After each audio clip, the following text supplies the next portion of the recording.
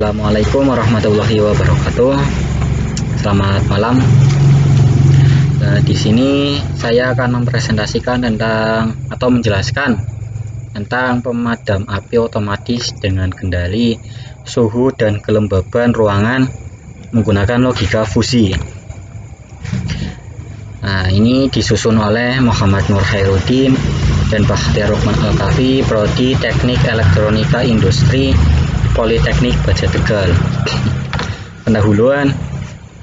Kualitas udara dalam ruangan yang buruk dapat mempengaruhi kesehatan, bau tidak sedap, menimbulkan jamur, dan merusak perangkat elektronika sehingga dapat terjadi korsleting listrik yang menyebabkan kebakaran. Tujuannya satu, mengendalikan suhu dan kelembaban ruangan, mengatur kadar polusi udara, kemudian digabungkan dengan sistem pemadam api otomatis. Seringkali kepedulian terhadap pencegahan kebakaran sangat kecil sehingga ketersediaan alat pemadam api atau APAR ini sangat dibutuhkan di rumah-rumah, bahkan di perusahaan besar. Sistem ini merupakan pemadam api otomatis dengan kendali suhu dan kelembaban ruangan menggunakan logika fusi. Pemadam api otomatis ini menggunakan direct control berdasarkan parameter terukur sebagai indikator adanya sumber api, sedangkan kendali fusi digunakan untuk mengendalikan kipas DC yang diatur oleh MOSFET. Perancangan sistem ini satu, bagaimana untuk mendeteksi adanya api. Yang kedua, bagaimana untuk mengendalikan suhu dan kelembaban ruangan dan mengatur kadar polusi udara dengan kontrol fusi. Variabel inputnya meliputi temperatur suhu, humidity atau kelembaban, juga polusi udara. Sedangkan variabel outputnya kecepatan putaran kipas. Sensor. Ini ada contoh-contoh sensornya. Temperatur suhu menggunakan DHT11, humidity kelembaban DHT11 juga, dan polusi udara menggunakan TGS 2600. Sensor suhu dan kelembaban DHT11. Sensor dengan kalibrasi sinyal digital yang mampu memberikan informasi suhu dan kelembaban. Spesifikasinya ini ada beberapa, contohnya range kelembaban 20% hingga 95%, error kelembaban kurang lebih 5%, range temperatur 0 derajat Celcius sampai 50 derajat Celcius. Error pengukuran temperatur kurang lebih 2 derajat, sedangkan tegangan kerja 3,3 volt sampai 5 volt.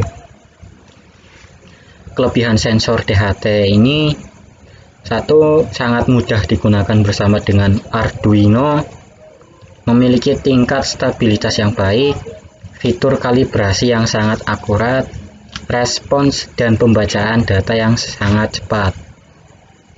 Dan juga ini ukurannya kecil, transmisi sinyal hingga 20 meter. Rangkaian sensor DHT11. Sensor TGS 2600 merupakan sensor gas yang dapat digunakan untuk mendeteksi suatu karbon monoksida dalam udara. Sensor ini menggunakan daya yang relatif kecil dan mempunyai sensitivitas yang tinggi pada polusi udara. Sensor TGS memiliki karakteristik dan ketergantungannya.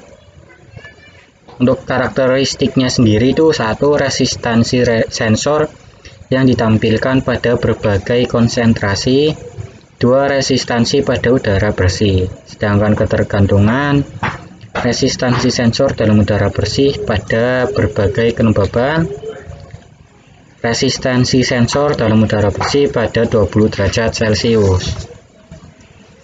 Ini contoh dasar rangkaian sensor TGS 2600 cukup simpel ini rangkaiannya. Ya itu aja dari saya, kurang lebihnya mohon maaf. Nanti bisa dilanjutkan sama Mas Ferudin. Terima kasih. Ya, saya akan melanjutkan presentasi dari Bakhtiar Lukman Al-Kafi. Di sini ada, selanjutnya kita masuk ke rancangan sistem pengendali fusi dengan metode Mamdani. Nah, metode Mamdani itu apa? Metode Mamdani fusi merupakan salah satu bagian dari fusi interference, sistem yang berguna untuk penarikan kesimpulan atau suatu keputusan terbaik dalam permasalahan yang tidak pasti. Selanjutnya, di sini ada input, fusification, fusi rulers, defusification, dan output. Di sini saya akan menjelaskan fusification-nya dulu. Fusification itu apa? Fusification mengubah masukan-masukan yang nilai kebenarannya bersifat pasti dalam bentuk fusi. Dari fusification ini akan diteruskan ke fusi rulers. Fusi rulers itu apa? Fusi rulers digunakan dalam sistem logika fusi untuk menyimpulkan output berdasarkan variabel input. Dari fusi rulers akan diteruskan ke defusification.